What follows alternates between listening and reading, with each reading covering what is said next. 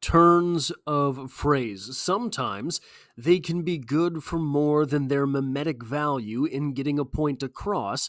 Sometimes a turn of phrase can be so good that what it actually does is make the point more digestible and more memorable, as well as making more sense. That is exactly what I believe we have here today in an article titled "Surviving September is the Goal for the Kansas City Chiefs." That's not the turn of phrase. Subtitled, "The Aesthetics Are Never Important in the First Month of the NFL Season. The goal for the Kansas City Chiefs is simple: survive the month of September. Heading into Week 4 as one of just 5 unbeaten teams, Kansas City has given itself a margin for error to address key issues." Neither is that the turn of phrase that I think is especially insightful from this passage, though on a literary criticism scale, I would say, Stacy, that subtitle does a little bit of too much heavy lifting for the article. Just putting it out there. We'll let it go. We'll let it go. But Stacy is Stacy D. Smith. It's a little bit difficult for me to keep everything straight, so I don't want to make it sound like I'm being disrespectful when I say this. I'm praising Stacy here.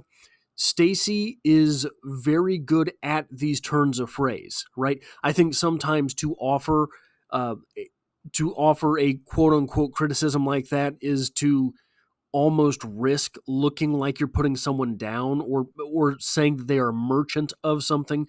I don't think that at all. I think that Stacy is very good at finding a way to phrase something that makes the entire concept make more sense. And I'm going to get into a little bit of this article because there is something in here that I think is very important from this article, something that could be very consoling to Chiefs fans, that for some reason it does seem like we need consoling after a 3-0 start, but we'll get there in a moment. The silver lining in this is the fact that the Chiefs have the runway necessary to improve. It's tough to imagine the Chiefs not getting more consistent performances from Patrick Mahomes and Travis Kelce.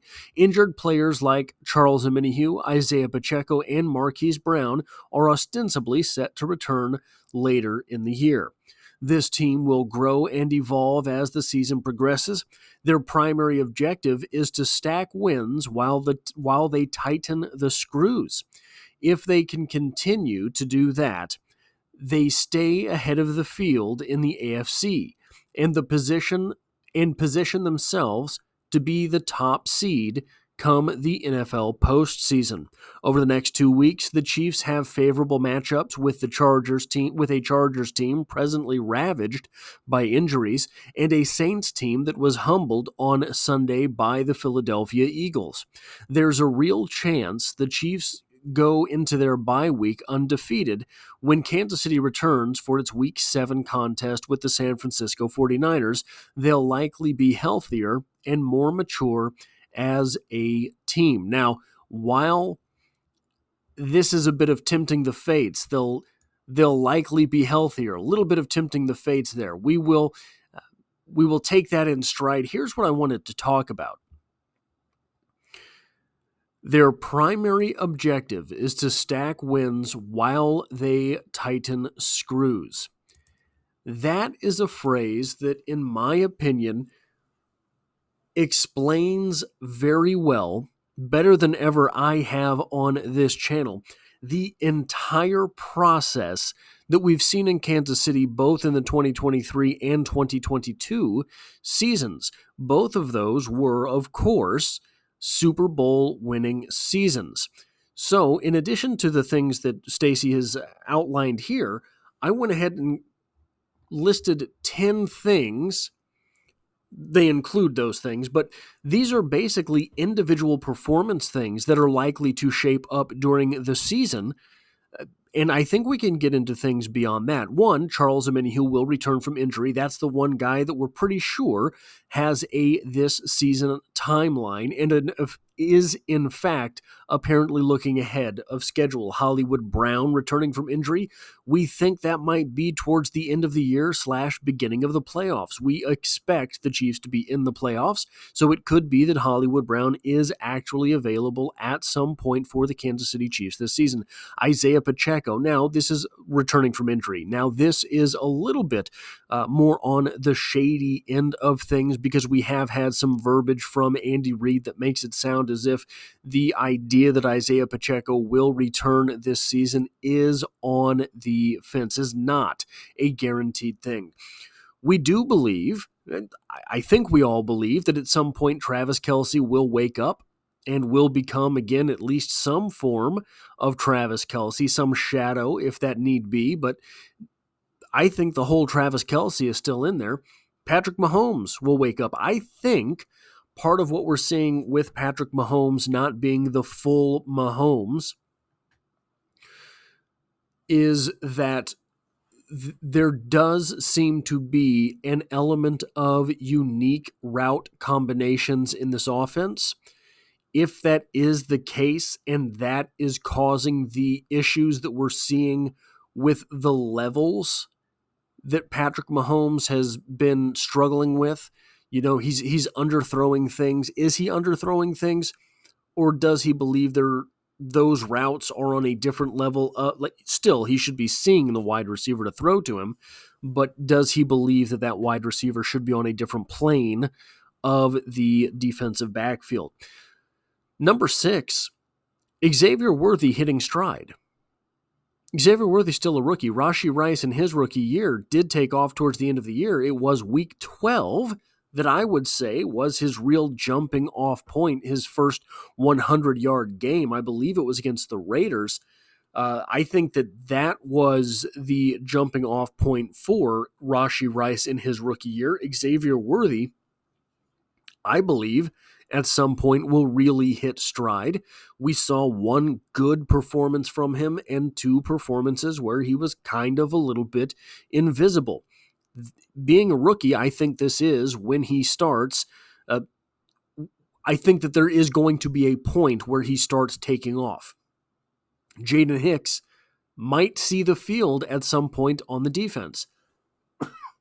Pardon me. We have yet to see Jaden Hicks play defense. He was a standout all training camp.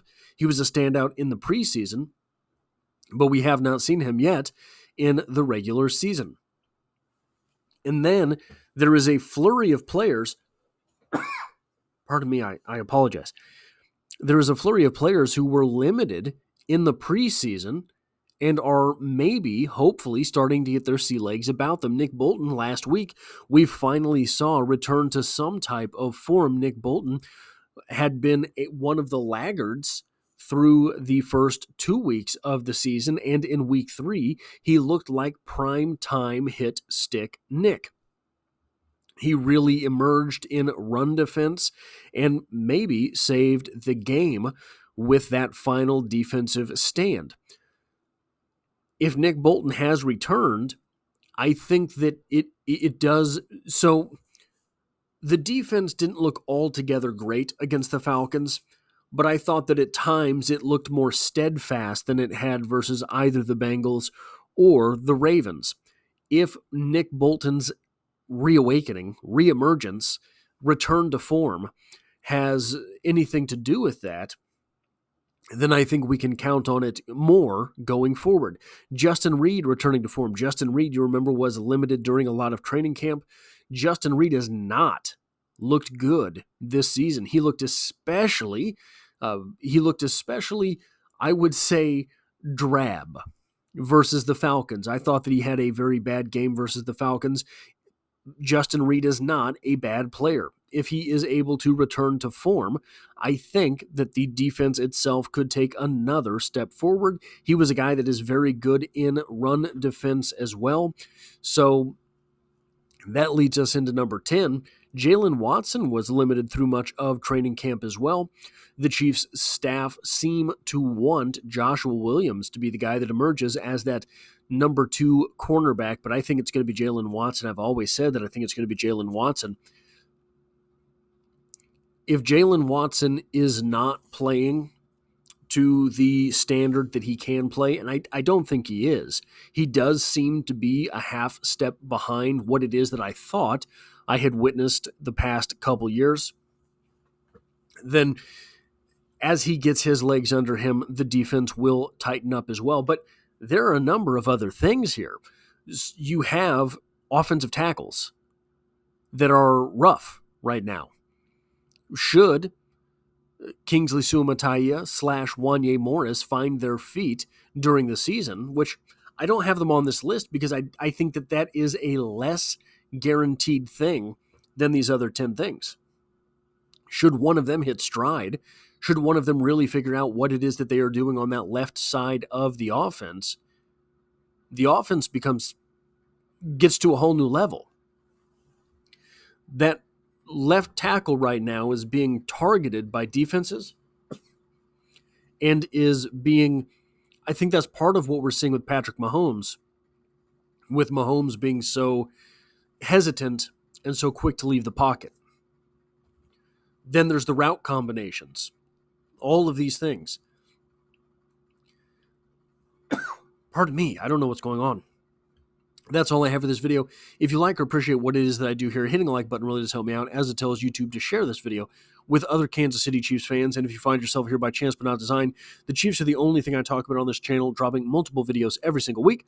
And I hope to have you back for the next one.